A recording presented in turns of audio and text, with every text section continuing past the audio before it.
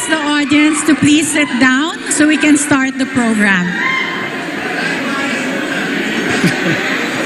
I brought all my relatives.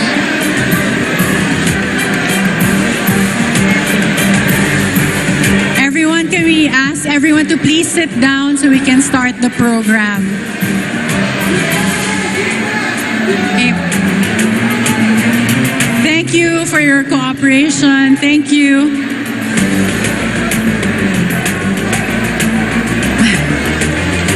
Okay. Senator Marcos, you have the floor, and the panelists will be asking you questions. Thank you. Thank you.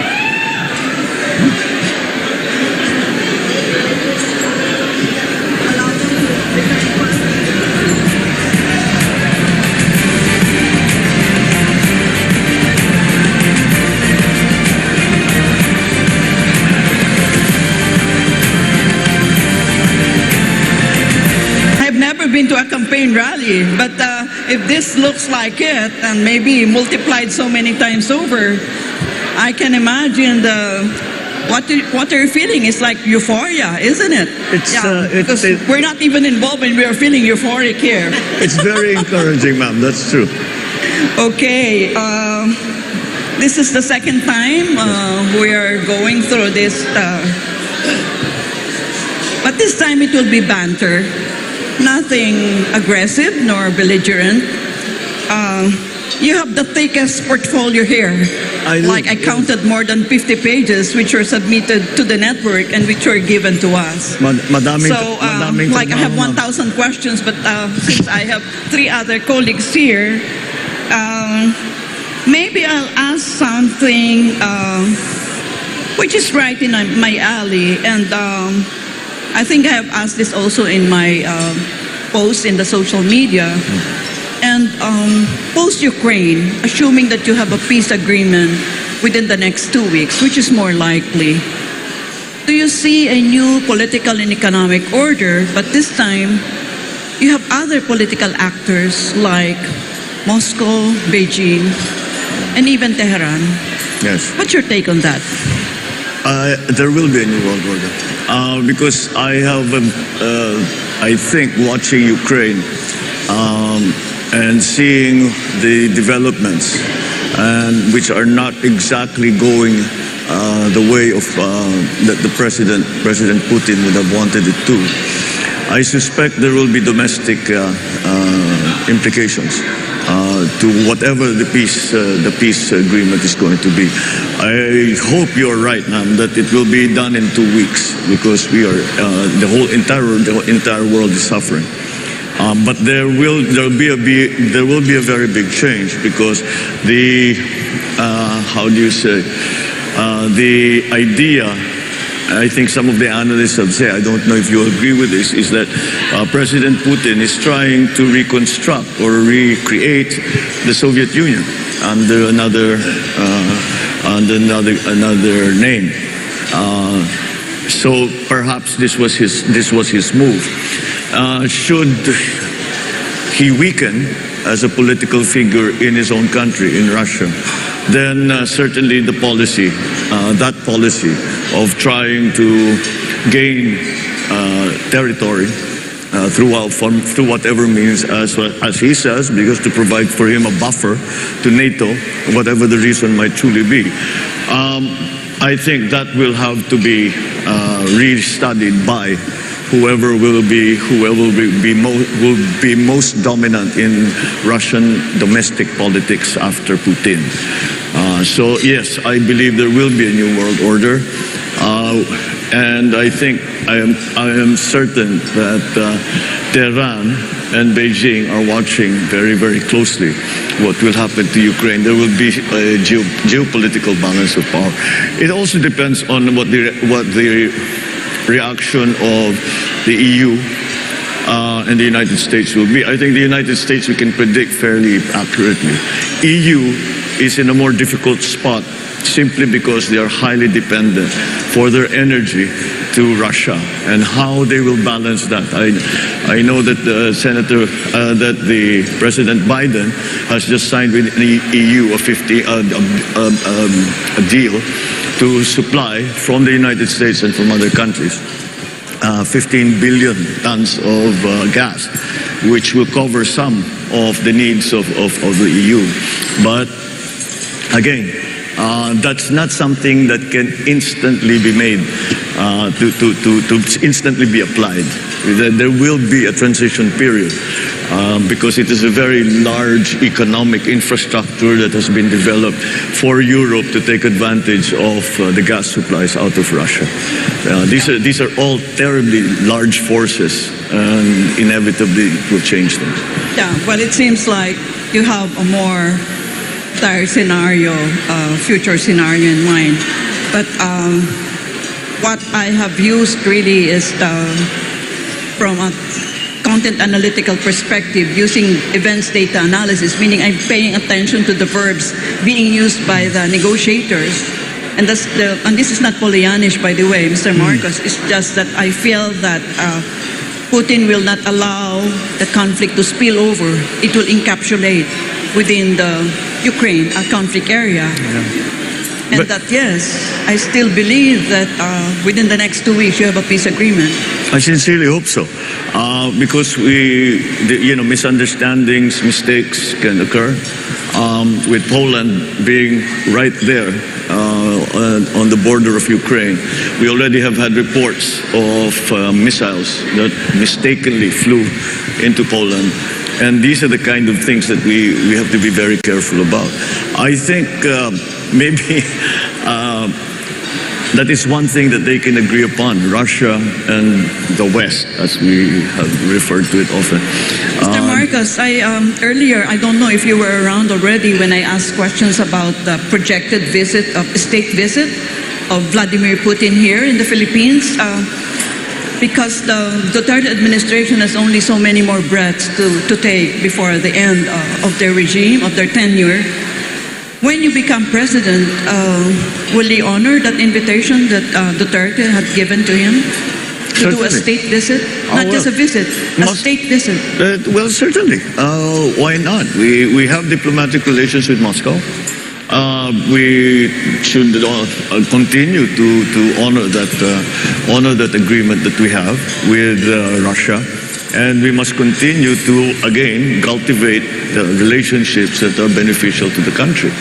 And it's not, as long as we make our position very clear that self-determination is an important principle as far as the Philippines is concerned, and in that context, then we can still speak on many other subjects with Russia.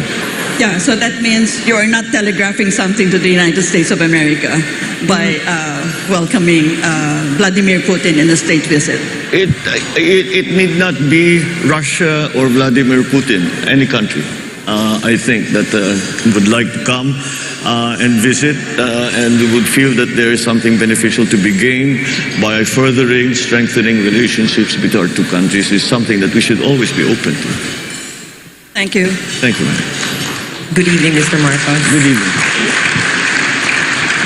Ang tanong ko po ay ito, ang nabanggit niyo po ang phrase na New World Order na sa tingin niyo ay maaaring mangyari pagkatapos ng peace treaty between Ukraine and Russia, and you see that the world will be restructured around a new framework or your new geopolitical order. So my question is this, I hope that you realize the burden or the special task that you have as a future chief architect of our foreign policy. Because in the past drawing of world orders, the Philippines never played a role in determining its position in that world order. For example, between the wars of Spain and the United States, it's the United States that defined our position in that new world order. When the United Nations was instituted after post-World War II, we were still at the coattails of the United States. But now we are an independent country. So my question is, when this new world order that you think could happen after a peace treaty gets concluded between Ukraine and Russia, how will you position our country in this new geopolitical order? It very clearly will depend on what the exit strategy will be for the West, for EU, and for Putin in the peace agreement that we hope they will sign. What the nature of that agreement will be. Will it be status quo? The forces that are in Ukraine, the Russian forces that are, and Belarusian forces that are already in Ukraine, will they just stay where they are, status quo? Will they be told to withdraw? I only say that because it is very important to Putin's position domestically. He is in a very precarious place because it has not gone according to plan. I suspect that he was hoping that it would be a similar situation as it was in Crimea, where they pretty much just walked in, with very little resistance. But then they prepared Crimea for a long time. They were helping the rebel groups, the Russian-speaking groups, and they were developing them. And they built a corridor on the east side of Crimea, within which the Russians could cross the border very easily. That hasn't been the case in Ukraine. And so, depending on how it is viewed, the peace treaty that we hope will come, it depends on how it is viewed by the local domestic political scenarios in Russia itself. That, whatever the reaction will be to Putin, will fix one of the variables in the geopolitical new world order. So we still have to wait to see what happens. I'm sure China is waiting with bated breath to see what's going to happen here. Tehran, I'm sure, as the professor mentioned, is clearly a player in this regard.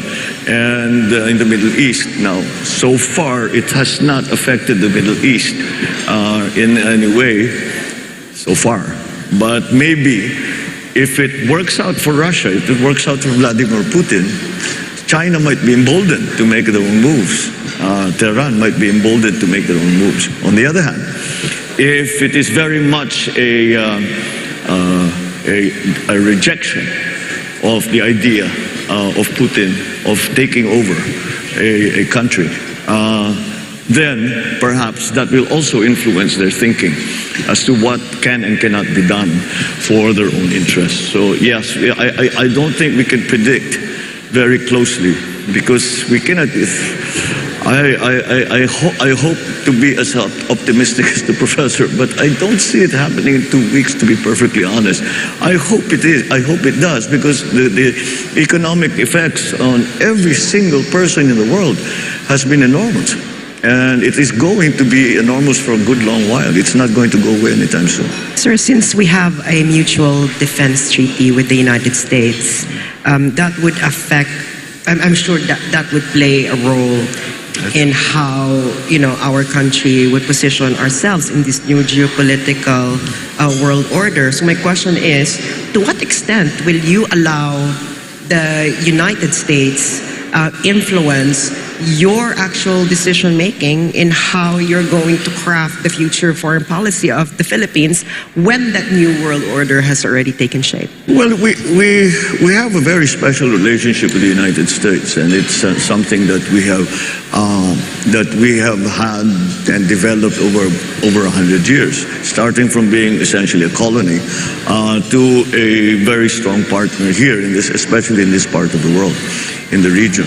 And that, I think, has been a good thing for both countries, both for the United States and for the Philippines. And that I think we can still depend on that. But the scenario that you spoke about, where we historically have always been with the United States, is still, I think, a carryover, a hangover of the Cold War. And we discussed it a little bit the last time. And I don't think the geopolitics of today are the same. And we now have to tread that very fine line to make sure that it's the Philippines, it's the Philippine interests that are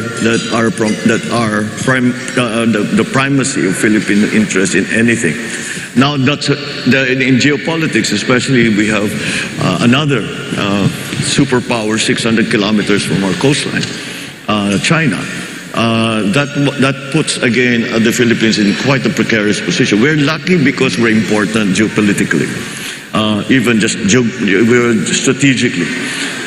We are unlucky because we are important geopolitically, and we've become a bit of a hot potato when it comes to that. So we definitely have to consider what is best always for the Philippines. And how do we achieve that? With our existing partnerships, alliances, as they stand now, with what will be a new world order. Will it be a very big change? Will it be a small, slight change? Will it be a big change for Russia and a small change for everybody else? There are many moving parts to this thing, and it's not something that is easily definable. But I think once the peace agreement is made, we will study it very, very closely, and we will ask our best experts to determine what is the effect in these other countries. What is the effect to Tehran, to Iran? What's the effect? How does it change their thinking in Beijing? How does it change the thinking in Washington, D.C.? These are the big players. These are the people we have to deal with. So yes, it's not, I wish I could give you a categorical answer, but until we know exactly what that peace treaty will contain, it's very difficult to know what will happen after that in Russia. How will the power structure change? Will Putin be removed? Will he still maintain his position? All of these things are going to play a part in what it will look like after that peace agreement. Senator, good evening.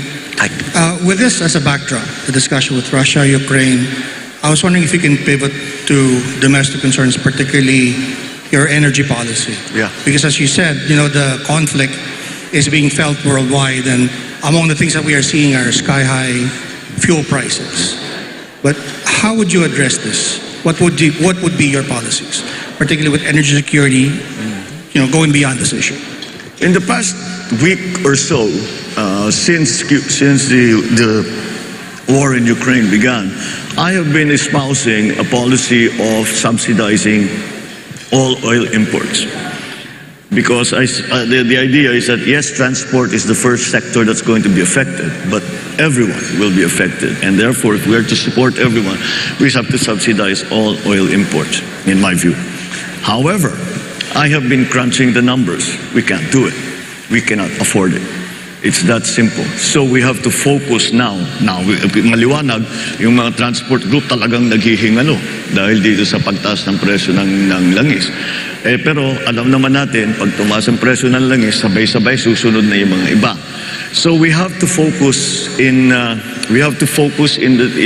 sectors that will actually that will mitigate the effects of the oil price rise. Perhaps, well,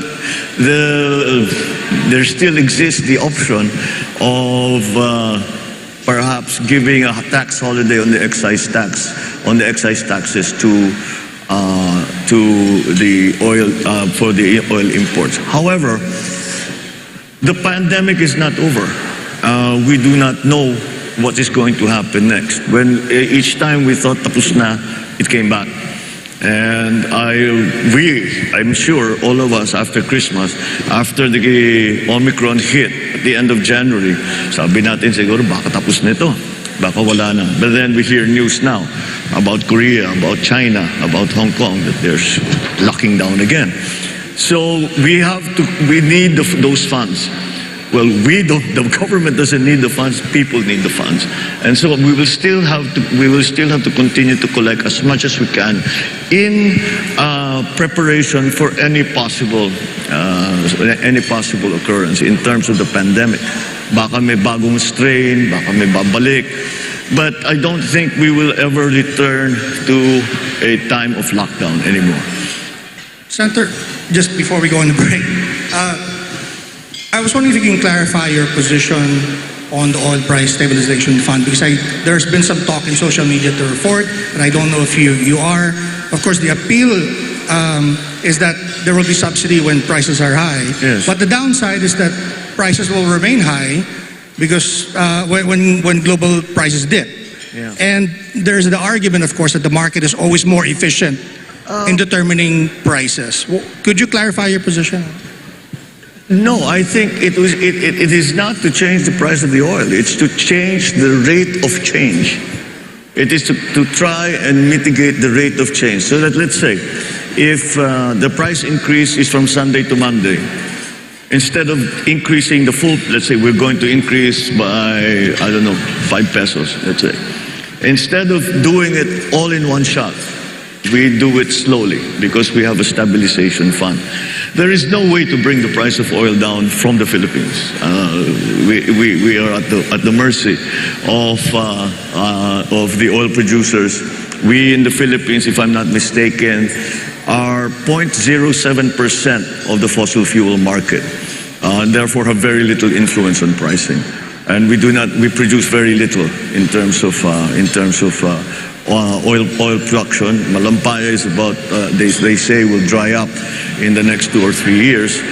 So yes, it is a very, very big problem. But the OPSF that I proposed is really to lessen the impact. And instead of making the impact instantaneous, we will try to make it happen over a longer time to give businessmen, consumers more time to adjust and to plan for the new regime of oil prices and oil products that would come to the Philippines. Senador, kung may time pa? We'll have to take a short break for now. Yes. It's okay. Sorry, Rolex. Yeah, unfortunately, I've become the symbol of the human geopolitical conflicts and the oil price crisis. Now we will resume the questions from the panels. Magandang gabi po, Senador. Good evening, Rolex. Ang katanungan ko po ay tungkol sa power. Oh, no. Alam niyo po, yung IPIRA, hinati yung bansa natin. Electric Power Reforms Industry Act, IPIRA. Ngayon po, ganito. Recently, ang Malacanang po ay naglabas. Pinirmahan ng Pangulo, Executive Order 164, adding nuclear power to the energy mix.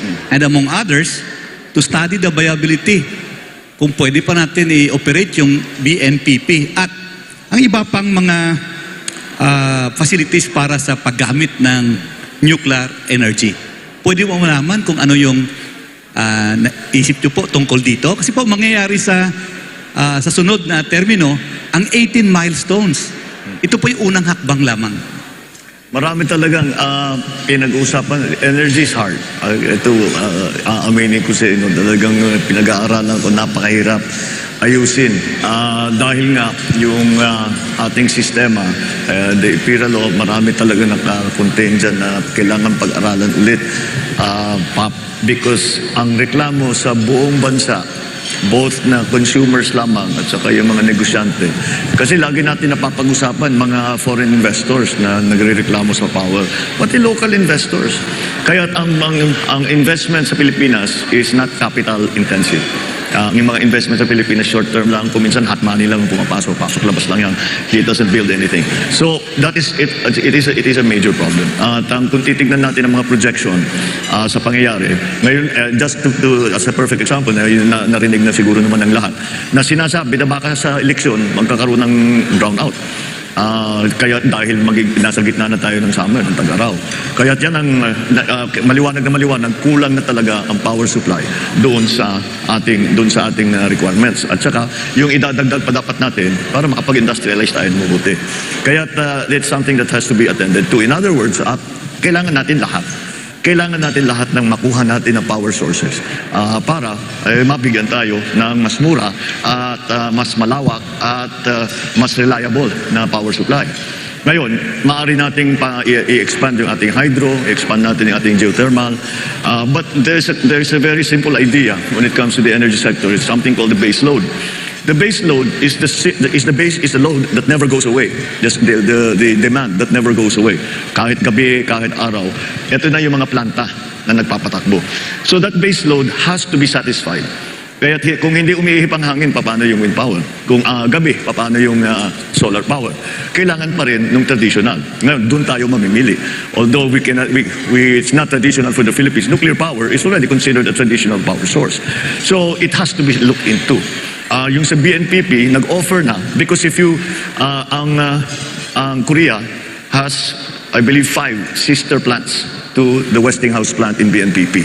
And they have offered, I always say it's ironic that the names of their plants are Core 1, Core 2, Core 3, Core 4, Core 5. Pero hindi tayo nagkaroon kahit isa. But they have offered to come with their technical people, and they have offered to come to give us an idea. Pwede pa ba ito? Because kahit pa paano, it was the BNPP, the Patan Nuclear Power Plant, was supposed to go online with 650 megawatts in 1986. That's a long time ago. Marami ng bagong technologies, marami ng bagong requirements. So we'll see. We have to. I think we should be open to our Korean friends to come and to tell us if this is still viable or you have to do something else.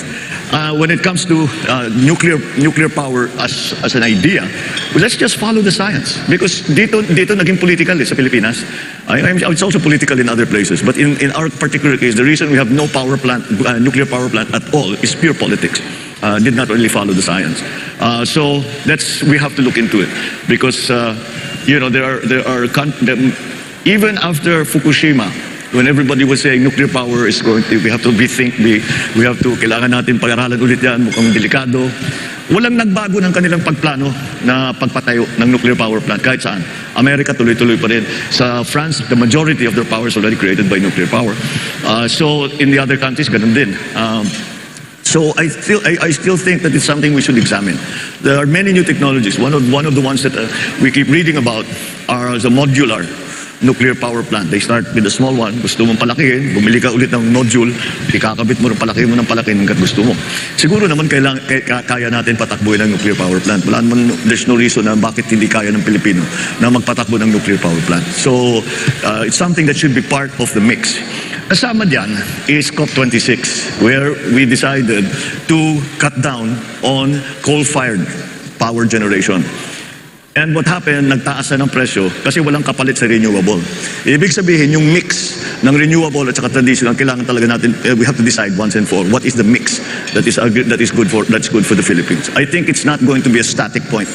I think as years go on and we develop renewables, we develop other sources of power, that mix is going to slowly shift towards renewables, hopefully, because that's what we want because of climate change. But nonetheless, that mix is still something that's up in the air that we haven't really determine what is proper and appropriate for the Philippine setting. But to make a short answer to your question, is that lahat kailangan natin. Kailangan natin palakihin ng hydroelectric, kailangan natin palakihin yung geothermal, kailangan natin paramihan ng mga power plant, kailangan natin tumingin sa mga bagong technologies, wind farm, solar, kailangan natin tingnan ng nuclear. At kung kailangan talaga, di balikan natin oil-fired. But oil-fired has become less and less attractive because of what's happening in the volatility of oil prices, especially in the last 2-3 years. Then with this new development in Ukraine, talagang kailangan pag-isip-isipan natin na mabuti. Kasi baka maipit tayo, pag tumaas na naman yan, hindi natin maipatakbo yung planta natin, balik na naman tayo sa dati, nasa brownout na naman tayo. Now we have lots of coal here in the Philippines. The Chinese claim to have good enough technology. I've actually visited one of their coal-fired plants that na malinis na, that they're able to extract the carbon and they're able to dispose of the carbon properly. So all of these things we need to look into. Lahat yan kailangan natin. Well, after the generating companies, meron po tayong Transco. Marami reklamo sa Transco. Senador, open ba kayo sa idea na katulad ng tubig, may west sector operator, may east sector operator, chop natin ang Transco? I don't think so. May economies of scale yan eh. Ang business model ng high tension na delivery na ginagamit ng Transco is the same as a tollway. You maintain the tollway, you collect toll, and that's how you pay for what you build. That's the same thing that Transco should be doing. Yun lamang, siguro na hindi sapat. Sa amin lang, marami kaming pangangailangan dyan sa Transco. We were hoping to build a high tension cable from Ilocos Norte to directly export the power we are producing via windmills directly to Manila, because that's where the demand is, and it's more profitable for us. But hanggang ngayon hindi pa nangyayari, and I'm not sure. I'm not privy to the board meetings and the discussions going on in Transco, so I do not know quite why wala pa yan. But yes, it really should be a simple operation na kaya madali lang naman patakbuhin dapat yan. Kaya pag-aralan natin kung bakit nagkakaganon. You mentioned IPIRA. We have to look back at IPIRA. I think IPIRA might already have already, at least certain provisions in IPIRA are already obsolete, as a matter of fact. Senator? Yes. I hope you don't mind. I'd like to switch topics a little bit because we have a short period to ask so many issues. All right. I'd like to ask about agriculture because you've mentioned that in the last time you were here. One of the biggest problems that the sector is facing is the aging of farmers. Yes. One study I've read said that their average age is between 57 and 59. And the worst thing is their children don't want to go into agriculture. And this observation is supported by declining enrollment in agricultural programs of SUCs across the nation. And last, the Secretary of Agriculture last year said that we may be facing a critical shortage of farmers in as little as 12 years. And he said this last year. So maybe you'd like to share with us what your plans are regarding this issue. Regarding the age of farmers getting older, not only are they discouraged to come in, their parents who are farmers, they say, wag na kayong pumasok dito, napakahirap ng buhay dito. Mag-aral kayo, pumunta kayo sa Manila, pumunta kayo sa city, dyan kayo magpagaling para hindi nyo na kailangan daanan itong dinadaanan namin. That's the state of the agriculture in the Philippines today. As a general rule, as a general concept, I think we have to really shift already from what is essentially still mom and pop operation and talk about agribusiness and talk about the industry of agriculture. And there are many things that we need to do to achieve that, to get to that point. See, let's go back to the issue of the age of our farmers and the young people who are not going into agriculture. If it is an agribusiness, if it is not the traditional farming method that we are always going through, that we have been doing for the last millennia, but move into something that is more high-tech, then that will necessarily need for the entry into more technically minded agribusiness practitioners, and that will bring the age younger immediately. I know already for myself, young people in their 30s who have discovered some new technology or have come across a new thing. Bagay sa atin to, gawin natin. And they do, and they have brought all kinds of new techniques to farming, but it's not yet extensive because there are no encouragements coming from government in terms of tax breaks, in terms of I don't really believe in subsidies in that regard. But I still think that we can improve the attractiveness of the agricultural sector to younger people if we use the most modern, most interesting technology. And like the kids say, they can geek it out, right? They'll just pag-aralan nila na mabuti. That's a very interesting. It will become a very interesting line of work. Is there an important role for government to play? Because if you look at the public spending on agriculture in the Philippines, it's only about 1.7% of the national budget, far below what is being spent in other ASEAN countries. Yes, it's been that, and it has been that way for a long time. I think we have really neglected agriculture because we had a system set up where the entire value chain was attended to by government. And of course, the private sector practitioners come into the picture during the trading and in the market. But that was dismantled in 1986 and has not been a replacement for it. So we have to do it again. And if we look at the countries that we are competing with in terms of rice production, for example, they're Thailand and Vietnam, the obvious ones. Their cost of production is lower. The labor segment of their production cost is 1/2 of ours. And that's due to mechanization. We have not mechanized at all. It's going to take, it's not a simple thing because we have to organize now large to be able to mechanize properly, to use the big machines, the big tractors, the big harvesters, yung nakikita natin sa ibang bansa na ginagamit, na laki-laki, na ang bilis-bilis, siguro sa isang araw, ilang hektarya na nakocover nila. Pero ang average na holding, land holding dito sa Pilipinas is less than 1 hectare. So hindi mo magamit yung mga ganung klaseng makina. So the way to do it, or the way we did it in Ilocos, was we organized the cooperatives. And in that way, we were able to take full advantage of economies of scale. And I think that's what we need to do here in the Philippines now. But there are other things that need to be done as well. We have, I think the fact that we are importing galunggong has been made very, very public. It's been very, very clear that it is quite a surprise for us to get into that situation. But again, it really comes from a neglect in the agricultural sector. So the things we have to do the research and development for the new varieties, for the new yung nag-aalaga ng hayop, paano yung gagawin yung pagkalat ng mga inahin.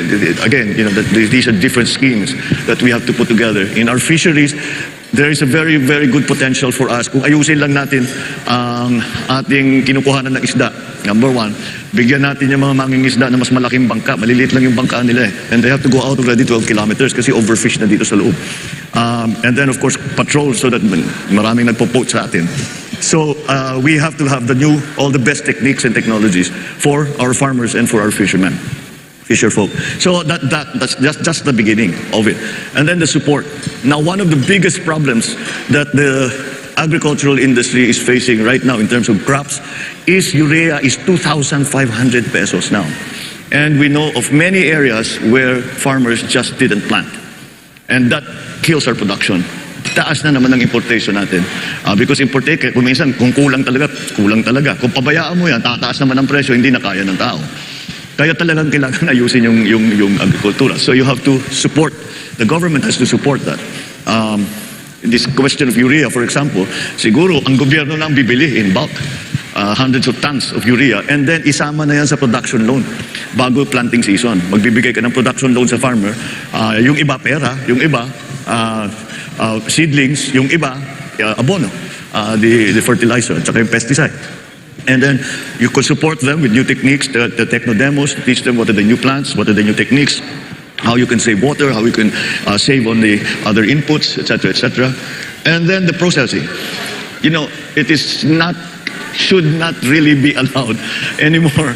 Dapat in the year 2022, dapat wala na tayong nakikitang palay na tinutuyo sa highway.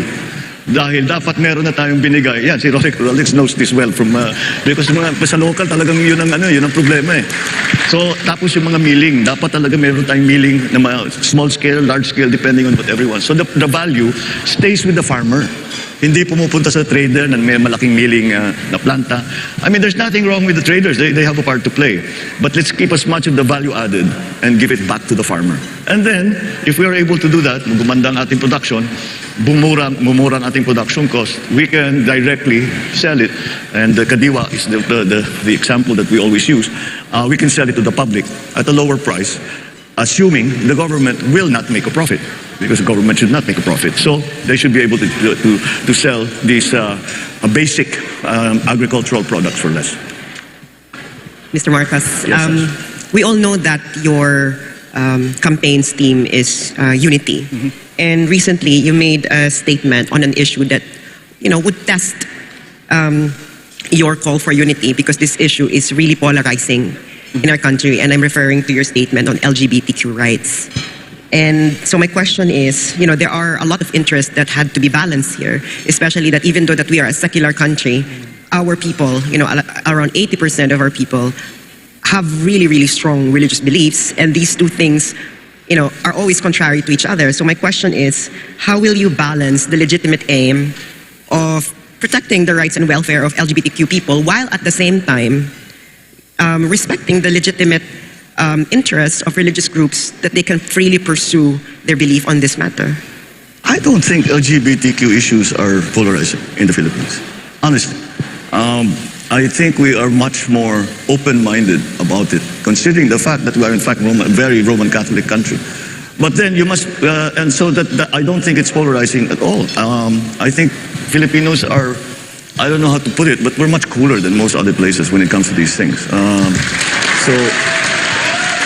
And I think when I talk to the members of that community, wala namang hinihingi na special treatment ang mga LGBTQ. Wag lang do not discriminate against us. Yun lang naman yun eh. We don't want a special program for you, for ourselves. If you want to, do something, just patas lang. Patas lang, pare-pareho lang. Na kahit LGBTQ kami, kahit matanda kami, kahit come from the wrong place, I don't know, whatever. All forms of discrimination are some things that we have to guard against because that's corrosive. That just gets in the way. It doesn't help. It doesn't help anything. So that I think is the approach to LGBTQ issues: is just fight discrimination every step of the way. There is a pool of talent in every sector of our society that we need to take advantage of, and so we cannot exclude any part and say hindi pwede yan, hindi na ayaw namin sa ganyan. And let me get to the point. I mean, LGBTQ, Roman Catholic, you say that it's a. What did the Pope say when he was asked about same-sex marriage, same-sex union? Let me correct myself. Same-sex union. And I think the Pope said it perfectly. Who am I to judge? And that's the attitude that all of us should have. And with that, I think we'll go down the correct way. We will go down the right path. Yeah, I think this Sorry, will be... Professor Carlos, I know that you warned me about senior citizens losing their train of thought, but I have been instructed to go on a commercial break. So we have we'll to go on start break? off. Yes, we'll start the next round with your question. Okay. I promise that. Last candidate for the evening. To start off with our last question, Professor Carlos. Okay, there is I know, Mr. Marcos, that... Professor Carlos, I know you're gonna love me for this. You're wearing your sunglasses again. Sorry again. Okay, mag-forgive na kayo, ha? You will all be 75 also. Unless you die young. Hello. Humirit pa yan. Okay, Yes, ma'am. I have a sense that this will be the last time I shall interact with you in a venue like this. So, let me introduce something which I have tested in my class on elites in politics. And this involves moving into an area called predicting leadership decision-making. So I hope you don't mind if I give you 3 short questions, but they are related to each other. And it will give our people a chance to know you in terms of your leadership style. The first question is, do you think that you're basically an optimist rather than a pessimist?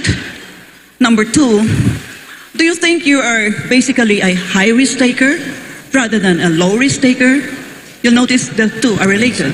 And the third question is, do you think you are Machiavellian? Well, the first question is if I'm an optimist or a pessimist. I'm essentially an optimist. And the reason I'm essentially an optimist, because especially when we talk about the country, we are optimists. I am optimistic because our biggest asset is the Filipino people, and I try to be very objective about it, ma'am. I have traveled all over the world. I have not met a better people than Filipinos in every possible way. Am I a risk taker or not? When it comes to national issues, I tend towards a conservative only because a mistake will cause so much suffering to so many people. In other words, you have to be very careful with the decisions you make. And it's not something that you do offhand. You think about it very hard. You talk to as many people as you can. And you make absolutely certain that you have done everything that you can possibly do to make whatever your plan is, to make it work. Am I Machiavellian? Well, I've studied him quite thoroughly. And I know very many Machiavellians in my life, but Is it Machiavellian in terms of taking every means to produce an end, not the other Machiavellian, the bad Machiavellian? Well, certainly, we have to be aware of everything that is going to help whatever it is that you are hoping to achieve. And on a national scale, that means you have to understand very well what the situation is on the ground. Ganito kasi sitwasyon ng mga tao, ito na ngayon sila. Nasa gitna pa ng pandemya, walang trabaho yung mga yan. Maasa pa rin yan sa tupad, sa IX, etc. O paano tayo lalabas niyan? Where will what are the other countries doing? Kailangan maging maingat So I suppose in the same sense, as you say, that these questions were related, it's a way of being careful and being very, very knowledgeable about what are the things that have to come into play so that you will achieve success, whatever that success, however you define that success. So in that sense, yes, ma'am, I am a Machiavellian. Yeah, thank you. In future, if you have time, please come to the university and I will discuss with you. It's called the operational code construct. Thank you very much. Oh, I would love that. Thank you so very much. Thank you.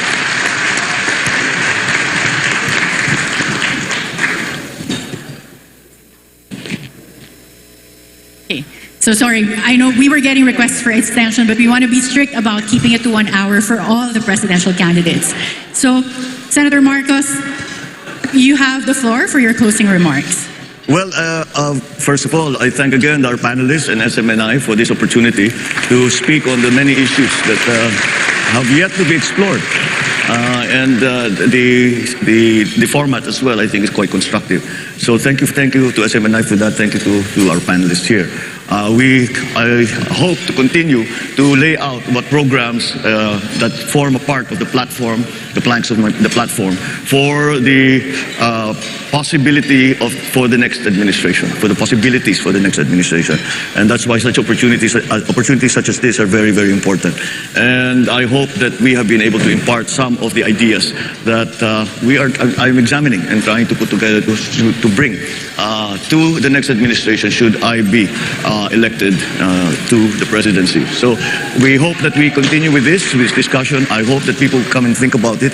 And if they have any ideas, please come and tell us because we need to hear from everyone.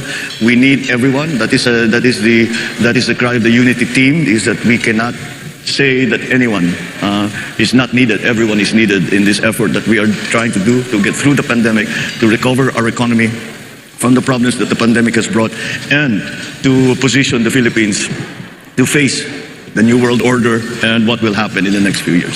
So thank you all very much, and thank you for the opportunity. Magandang gabi po sa inyo.